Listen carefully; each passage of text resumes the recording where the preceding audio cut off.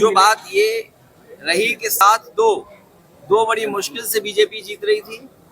7 सीटें समाजवादी पार्टी जीती है, लेकिन प्रशासन ने सर्टिफिकेट किसी और को दिया है। और जो संभल में हुआ है, संभल में हुआ नहीं है, कराया गया है। अफवाहों में होता कुछ नहीं है, अफवाहों से होता बहुत कुछ है। अगर पूरा घटनाक्रम आप देखेंगे, पहले तो 19 तारीख को फैसला सुनवाना कि उसका सर्वे होगा। जब पहला सर्वे हुआ, किसी भी मुस्लिम पक्ष के लोगों को या संभल के लोगों को किसी को आपत्ति नहीं थी, पूरा सर्वे हुआ। लेकिन पता नहीं क्यों फिर दोबारा सर्वे करने का फैसला लिया गया और दोबारा सर्वे हुआ।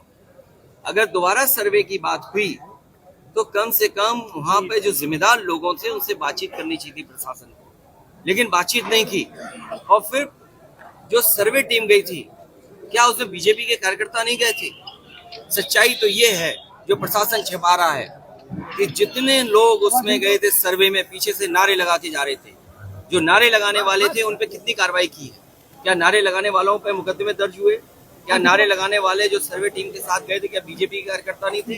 क्या प्रशासन की आंख बंद है इस बात को लेकर के? और सोचिए, आप पीजीआई में जाइए, नौकरी कहाँ की मिली राजस्थान के लोगों को? आप लोहिया इंस्टीट्यूट चले जाइए लखनऊ में, वहां पर नौकरी किसको मिली है? राजस्थान के लोगों को। सैफई मेडिकल यूनिवर्सिटी में चले जाओ तो नौकरी किसको मिली है? राजस्थान के लोगों को। और फिर राजस्थान के लोग उनको बैठाया जिन पर प्रश्न लगता है, जो अधिकारी हैं वहां पर। ये क्या वजह है कि राजस्थान के अधिकारी देख रहे हैं सब वहां पर, और बाहर से लाए हुए टेम्परेरी जो एक्सटेंशन पे रह रहे हैं उनसे कानून व्यवस्था संभाली जा रही है। ये गंभीर बात है।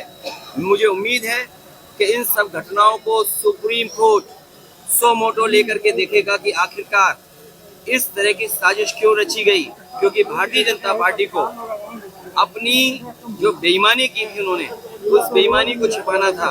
कोई दिल्ली का रास्ता इसी तरीके से दिल्ली तक पहुंचा था, कोई इसी तरीके से जहां पर अमन चैन को खत्म कर करके, भाईचारा खत्म कर करके दिल्ली तक पहुंचा था। आज लखनऊ वाले भी उसी रास्ते से दिल्ली पहुंचना चाहते हैं।